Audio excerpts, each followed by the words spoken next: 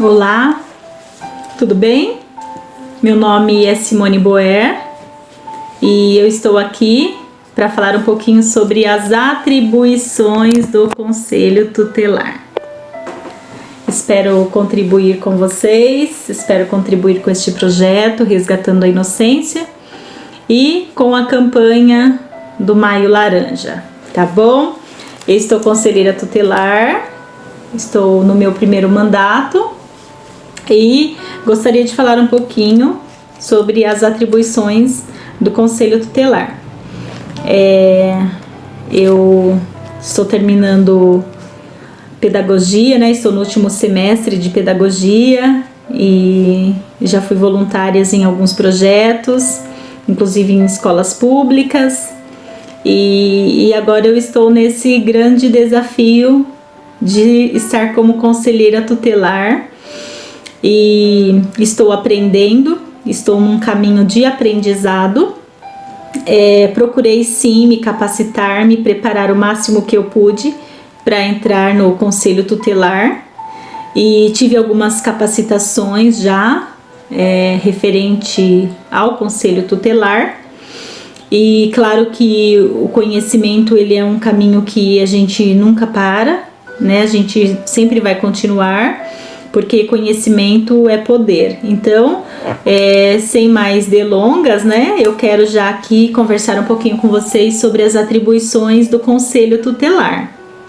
Vamos falar um pouquinho aqui sobre o que se entende das atribuições do Conselho Tutelar. Se eu fosse perguntar aqui para vocês, o que você entende que é o Conselho Tutelar? O que você acha que o Conselho Tutelar faz? Ou o que ele deveria fazer? Eu acredito que dividiriam opiniões, ou talvez não, ou talvez exista um senso comum do que é o Conselho Tutelar, o que a gente compreende do que é o Conselho Tutelar, este órgão, né? Em primeiro lugar, é importante ressaltar que o Conselho Tutelar é um órgão zelador de direitos das crianças e dos adolescentes. Então, o zelador é aquele que cuida dos direitos da criança e do adolescente, que faz valer o direito da criança e do adolescente. Então, o Conselho Tutelar, ele está posto como zelador de direitos das crianças e dos adolescentes. E aí, existem o colegiado, que é os conselheiros tutelares, né, composto geralmente de cinco membros, e existem as suas funções descritas aqui no ECA, no artigo 136. Eu já entendo aqui que se existir um artigo no ECA específico para conduzir a caminhada do conselheiro tutelar, então quer dizer que o conselheiro tutelar ele não pode andar por aí fazendo as coisas do jeito que ele quer ou do jeito que a sociedade às vezes quer. Não é fácil, mas nós precisamos nos alinhar, nos armar de conhecimento para que a função do conselheiro tutelar seja legítima e que ela seja pautada na lei e que a gente possa exercer essa função que nos está proposta de maneira excelente. Então, eu tenho me proposto a estudar, a me capacitar, a conhecer, para fazer o melhor que eu puder. Então, eu quero aqui falar um pouquinho com vocês sobre essas atribuições do Conselho Tutelar, tá? Depois, se vocês tiverem alguma dúvida, vocês podem, eu vou deixar aqui no final, vocês podem enviar no meu e-mail, também pode enviar de repente no meu Facebook, tá? Vamos lá então? Espero que vocês já tenham pego caneta, papel, para poder ir anotando aí, tá? Deixei um sonzinho aqui bem baixinho, pra gente ir acompanhando aqui. Vamos lá então. A primeira atribuição, eu vou tentar falar o máximo que eu puder. Geralmente aqui temos 20 atribuições do Conselho Tutelar. Alguns às vezes ressaltam 9, outros 13, mas aqui no artigo 136 nós temos 12 atribuições que é por onde o conselheiro tutelar pode andar. Eu gosto de dizer assim, né? Fora disso é ilegalidade, tá bom? Então, das atribuições do Conselho Tutelar, o artigo 136 são as atribuições do Conselho Tutelar. Então, aqui nós temos 12 incisos que compõem a atuação do Conselho Tutelar. Vou falar aqui um pouquinho com vocês. A primeira atribuição do Conselho Tutelar é atender crianças e adolescentes e aplicar medidas de proteção, tá? Eu vou resumir, vou tentar explicar com as minhas palavras para ficar bem claro. É claro que tudo que eu falar aqui está aqui no artigo 136. Depois você poderá ir lá no ECA e você pode estudar, você pode averiguar, você pode anotar, tá bom? Então vamos lá. Atender crianças e adolescentes e aplicar medidas de proteção. Então, o que é isso? Então vamos lá. Quando que eu vou atender criança e adolescente? Quando o direito deles forem violados, tá? Então, a gente entende, sabe que a criança ela tem direito à vida, à educação, à saúde, à família, ao lazer, à profissionalização, né? Então, nós entendemos isso, sabemos os direitos fundamentais da criança e do adolescente. Então, quando esses direitos eles são violados ou ameaçados, então o Conselho Tutelar ele entra para atuar nessa proteção, aplicando as medidas, identificando o agente violador. E aí, olha só o que diz aqui. O artigo 136, o inciso 1, diz assim: atender as crianças e adolescentes nas hipóteses previstas nos artigos 98. Quais são essas hipóteses? Vamos ler aqui o artigo 98 para vocês entenderem quais são essas hipóteses. As medidas de proteção à criança e ao adolescente. Então, quando que eu vou aplicar essas medidas de proteção à criança e ao adolescente? Quando elas são aplicáveis? Então, sempre que os direitos reconhecidos nesta lei forem ameaçados ou violados. Aí no inciso 1 diz assim: por ação ou omissão da sociedade ou do Estado. Então, quando que a sociedade ou o Estado viola o direito das crianças? Quando eles não garantem vaga, quando não tem um serviço adequado de saúde, quando não tem uma capacitação adequada para os adolescentes, programas de qualificação. Então, eles estão violando o direito da criança, o Estado, quando isso acontece. O 2, por falta de omissão ou abuso dos pais ou responsável. Então, também quando os pais ou responsável violam o direito da criança e do adolescente, quando faltam ou se omitem em relação às obrigações descritas no artigo 22 do ECA. O que diz no artigo 22 do ECA? Vamos ver? Diz assim, aos pais incumbe o dever de sustento, guarda e educação dos filhos, tá? Então, quando os pais, eles se omitem em relação às obrigações, a essas obrigações descritas aqui no artigo 22, e principalmente quando eles violam física, sexual ou psicologicamente os seus filhos, tá? E aí, por último, quando que nós vamos aplicar essas medidas de proteção que são descritas no artigo 101? Também em razão da conduta da própria criança ou do adolescente, tá? Vou dar só um exemplo para a gente entender. E também, já aproveitando para dizer que às vezes as pessoas dizem assim que o Conselho Tutelar, e eu já ouvi muito isso, que o Conselho Tutelar passa a mão na cabeça da criança e do adolescente. E não é isso. Assim como tem direito, também tem dever. A criança e o adolescente têm direito, mas também tem dever. Então, por exemplo, a criança e o adolescente têm a vaga na escola, um exemplo. Então, eles têm tudo ali fornecido para ele poder estudar, ter um bom desenvolvimento. Só que daí essa criança e esse adolescente, eles faltam na escola escondidos dos pais, ficam escondidos no caminho, soltando pipa, sei lá, fica por aí fazendo alguma coisa, não vai para a escola. Ou vai para a escola e fica bagunçando, não estuda, desrespeita professores, amigos, estraga o patrimônio público, a carteira da escola, a cadeira, um exemplo, tá? Então, ele está violando o direito. Agora, é interessante ressaltar que até o Luciano Becciati, ele fala muito isso, que sempre quando uma criança ou um adolescente, eles estão violando o próprio direito deles, é porque lá atrás o direito deles foi violado. Então é muito importante que a gente tenha essa atenção, esse olhar sensível, que mesmo quando a criança ou o adolescente estão violando os seus direitos, pode ser que esteja acontecendo alguma coisa. Vou dar um exemplo aqui para vocês. Por exemplo, às vezes a criança, ela tem tudo, tem a vaga, tem a mãe que cuida, o pai, tem o uniforme, tem tudo. Tem tudo ali para ela ir para a escola e desenvolver saudável. Só que essa criança ou esse adolescente, ao invés de ir para a escola, eles param no meio do caminho e ficam em algum lugar escondido, brincando, enrolando. Pode ser que esteja acontecendo uma situação de bullying na escola. E aí, por isso, eles não estão indo para a escola. Então, veja como é importante a gente ter um olhar sensível a isso e procurar entender o que está acontecendo nessa questão da violação dos direitos da criança. E para fechar essa primeira parte, essa atribuição do Conselho Tutelar, a primeira, que é atender a criança e adolescente e aplicar medidas de proteção, é, sem sombra de dúvida, a mais importante de todas. Então anotem aí.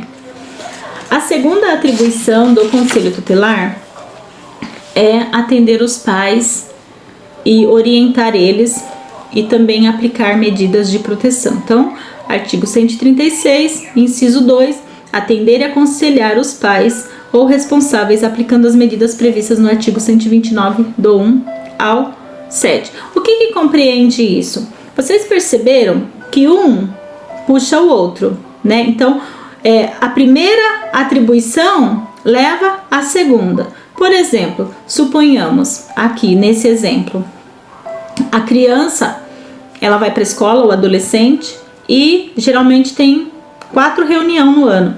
O pai e a mãe não foi na primeira, não foi na segunda, já é um alerta. Terceira, então cabe à escola avisar o Conselho Tutelar a respeito dessa omissão. Então o que acontece muitas vezes? Muitas vezes a própria escola fica usando, e eu acho que é oportuno falar sobre isso, que às vezes a própria escola ajuda a deturpar um pouco a imagem do Conselho Tutelar e usa o Conselho Tutelar muitas vezes como um órgão opressor, e o Conselho Tutelar não é um órgão opressor, certo? O Conselho Tutelar, ele não vai lá para colocar medo na criança, colocar medo no adolescente, ameaçá-los, ameaçar tirar ele dos pais de jeito nenhum.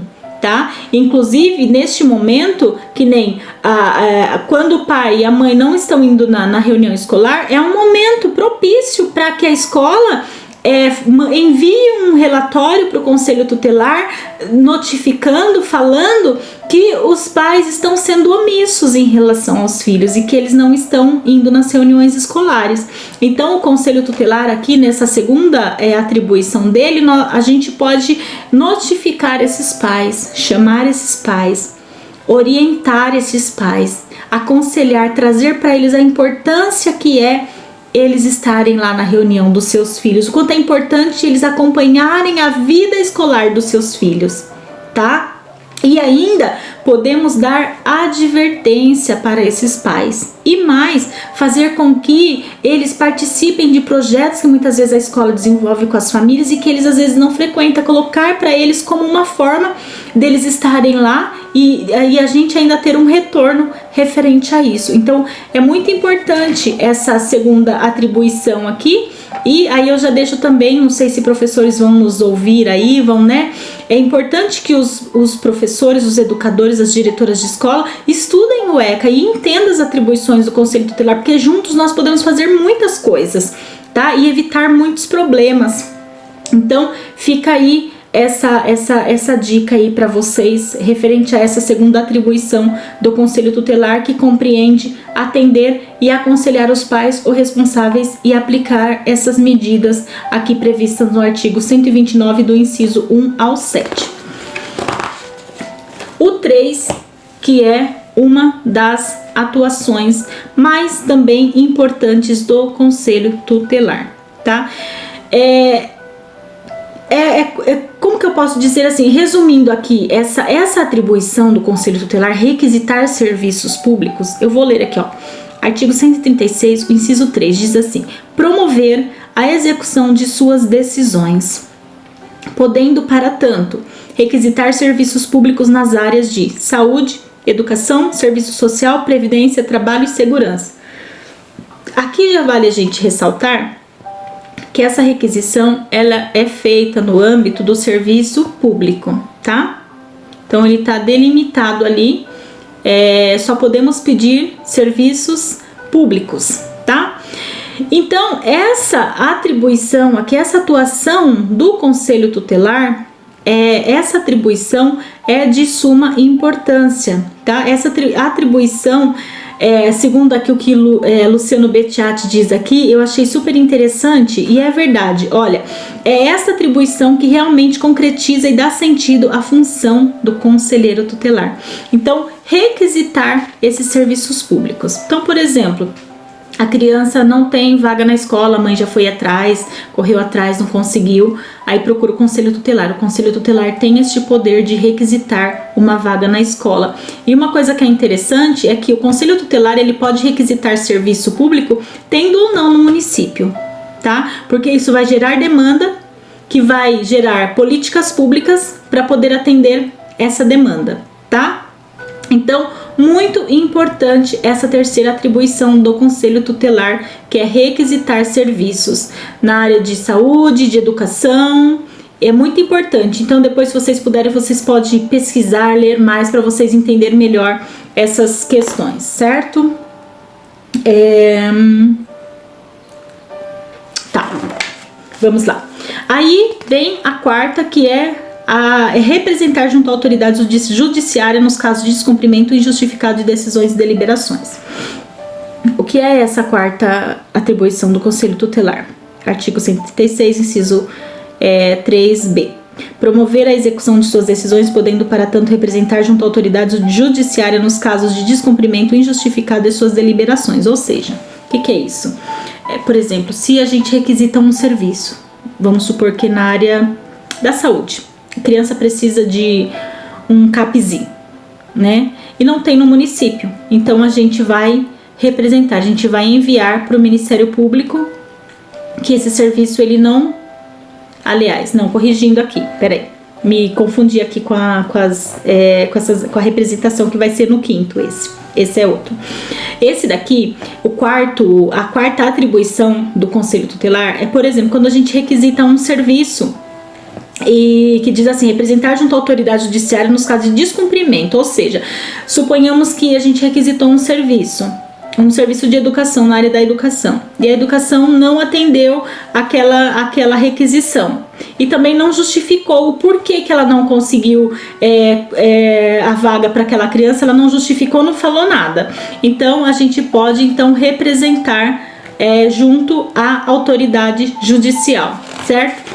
E aí, o quinto, encaminhar ao Ministério Público notícia de fato que constitua infração administrativa ou penal contra direitos da criança ou do adolescente. Tá aqui no artigo 136, no inciso 5, encaminhar ao Ministério Público notícia de fato que constitua infração administrativa ou penal contra os direitos da criança ou adolescente. E aí, o 6... deixa eu ver aqui que eu fiz umas anotações importantes aqui. Encaminhar à autoridade judiciária os casos de sua competência, né? Aqui nessa atribuição do Conselho Tutelar sobre encaminhar à autoridade judiciária os casos de sua competência, ou seja, aqui tem situações que é o Conselho Tutelar que vai atuar. Mas vai ter momentos que não é o Conselho Tutelar, que cabe ao Poder Judiciário. Então, o que é o Poder Judiciário? O Conselho Tutelar tem que encaminhar para eles. Por exemplo, vou dar um exemplo aqui. Guarda de criança, visita, pensão. Isso não cabe ao Conselho Tutelar. Por mais que o Conselho Tutelar tenha sido procurado muitas vezes, mas não é de competência do Conselho Tutelar. Guarda, pensão, visita, cabe ao Poder Judiciário. E aí, quando existe essa procura, é encaminhado diretamente ao Judiciário. Então, é bom a gente entender isso, né? Porque muitas demandas têm vindo nesse tema, tá?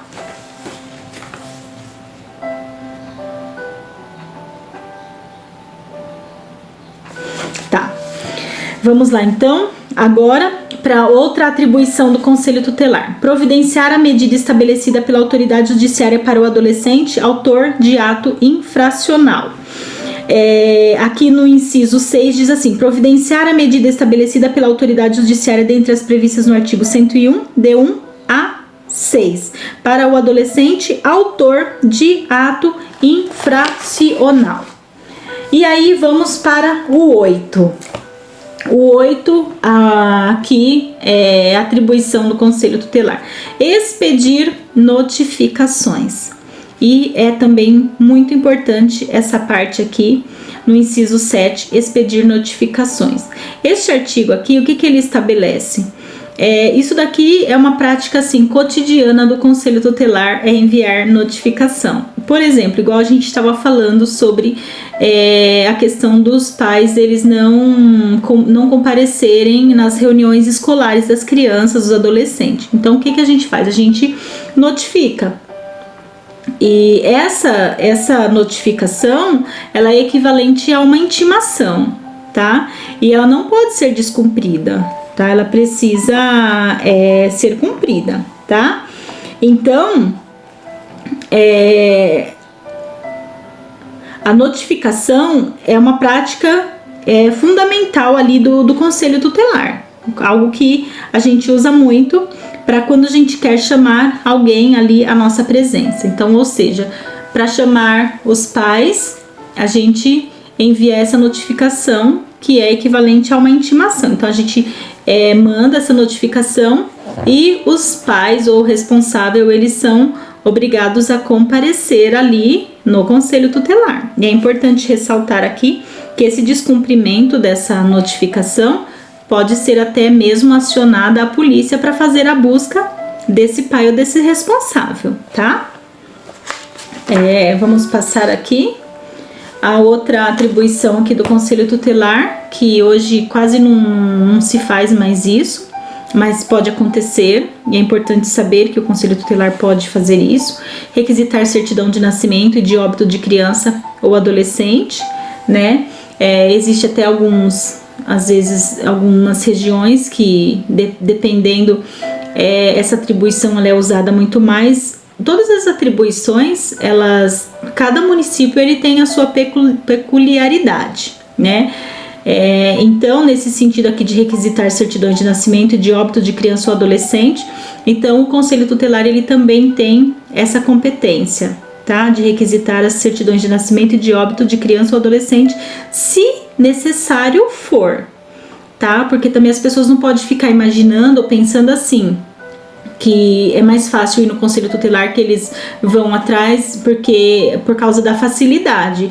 Os pais precisam saber que eles são os responsáveis pelos filhos e eles precisam fazer isso, que o Conselho Tutelar só vai fazer isso em situações realmente que a gente julgue que ser importante, tá?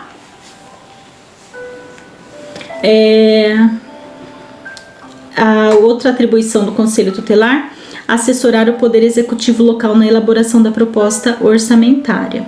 Artigo 136, então diz assim aqui: assessorar o Poder Executivo local na elaboração da proposta orçamentária para planos e programas e atendimentos do direito da criança e dos adolescentes. Então, essa assessorar aqui o Poder Executivo local na elaboração da proposta orçamentária, ela é de suma importância também. É muito importante que o Conselho Tutelar ele também faça parte disso, né? Então, até vale ressaltar que um dos órgãos mais importantes para poder que gera demanda é justamente o Conselho Tutelar. Então, é muito importante que o Conselho Tutelar ele participe dessas reuniões orçamentárias que existem no município, né? E junto com o CMDCA, levar essas demandas e fazer essa função, cumprir realmente essa função de assessorar o Poder Executivo na elaboração da proposta orçamentária, tá? O que significa mais ou menos isso, que para que fique um pouquinho mais claro: assessorar na elaboração da proposta orçamentária implica em conhecer a demanda atendida, a demanda não atendida e a demanda atendida de forma deficiente, Implica também ter acesso à lei orçamentária em vigor e ao plano plurianual. Por fim, receber capacitação sobre o tema, inclusive sobre as estruturas orçamentárias, que é formada pelo plano plurianual. Então, quando a gente tem esse conhecimento, a gente pode realmente ter essa participação efetiva, para que realmente possa também ser construídas políticas públicas eficazes. E aí, aqui temos a 10ª, né? A 10ª atribuição do Conselho Tutelar, que é representar em nome da pessoa e da família contra a violação dos direitos previstos no artigo 220, inciso 3, a linha 3, inciso 2 da Constituição Federal. Então, representar em nome da pessoa e da família contra a violação dos direitos previstos no artigo 220, inciso 2 da Constituição Federal, tá? E aí, a 11ª atribuição do Conselho Tutelar é representar ao Ministério Público para efeito das ações de perda ou suspensão do poder familiar. E essa atribuição aqui do Conselho Tutelar é uma atribuição muito séria, precisa de muita responsabilidade. A gente sabe de muitas atuações arbitrárias de conselheiros tutelares, no sentido até mesmo de tirar filhos da família, e a gente sabe que essa é a última das últimas possibilidades depois de já ter tentado tudo. E essa fala, ela é importante que a gente traga ela aqui agora, porque nessa atribuição aqui sobre representar ao Ministério Público para efeito das ações de perda ou suspensão do poder familiar, no sentido de já ter tentado tudo, né, com a rede, com toda a rede, todas as ações propostas, depois de ter tentado todas as possibilidades para que essa família seja atendida, seja ajudada, essas crianças, essa família, que todas as ferramentas que a rede dispõe, depois de tudo isso ter sido feito, se não houver jeito mesmo, de repente a mãe e o pai, né, não consegue deixar o álcool, a droga, mais ou menos isso, e já tentou de tudo, e não tem mais como, porque hoje há um limite das crianças ficarem em instituições, o limite é de 2 anos, então dentro desses 2 anos a rede precisa trabalhar de todas as maneiras possíveis, usar todas as ferramentas, e se não der certo, aí sim, aí o Conselho Tutelar, ele vai representar ao Ministério Público para efeito das ações de perda ou suspensão do poder familiar. E o 12, né? Agora o 12 é a 12ª atribuição do Conselho Tutelar. Eu achei muito interessante essa atribuição também, mas divide opiniões acerca disso, e é importante a gente levar em conta o porquê dessas opiniões divididas. A gente tem que considerar realmente alguns pontos que são de suma importância. Então, essa atribuição, a 12ª, vocês viram que eu não estou falando de todas, destrinchando todas. Eu sou sincera em dizer que algumas eu estou conhecendo, tá? E a gente precisa ter muita segurança e respaldo para falar de cada uma. Eu estou me atendo mais naquelas que eu conheço bem e que eu sinto segurança em falar para vocês. Então, aqui nessa atribuição do Conselho Tutelar, a 12ª, diz assim: promover e incentivar na comunidade e nos grupos profissionais ações de divulgação e treinamento para o reconhecimento de sintomas de maus tratos em crianças e adolescentes. Achei interessante essa lei, até anotei ela aqui. Ela é uma lei nova que entrou aqui no ECA. Ela é uma lei de 2014, de 1º de dezembro. Ela é a lei 13.046, e essa lei ela foi instituída por causa da lei Menino Bernardo. E porque o que aconteceu com o menino Bernardo, menino rico, ninguém percebeu o que estava acontecendo com aquela criança, uma criança rica. Então se entende que a falta de preparo dos profissionais fez com que acontecesse tudo o que aconteceu com o menino Bernardo. Então é por isso que se lançou essa lei de se promover e incentivar na comunidade e nos grupos profissionais ações de divulgação e treinamento para o reconhecimento de sintomas de maus tratos em crianças e adolescentes. Então ficou essa atribuição aqui para o Conselho Tutelar. Aí, quando eu digo que divide opiniões, se por um lado é muito importante, quem melhor para falar sobre isso do que o Conselho Tutelar? Só que não pode ser qualquer pessoa que vá falar, o Conselho Tutelar, para ele abordar esse tema, né, sobre os sintomas de maus tratos em criança e adolescente, ele precisa estar capacitado. E a gente sabe que a maioria dos conselhos tutelares, hoje até que mudou muito. Hoje, assim, se a gente conversa com muitos conselheiros tutelares, muitos têm recebido capacitação, e hoje também o acesso à internet, à tecnologia, cursos online, livros, né? Mas ainda assim, não podemos dizer que realmente os conselhos tutelares estão capacitados para dar esse treinamento.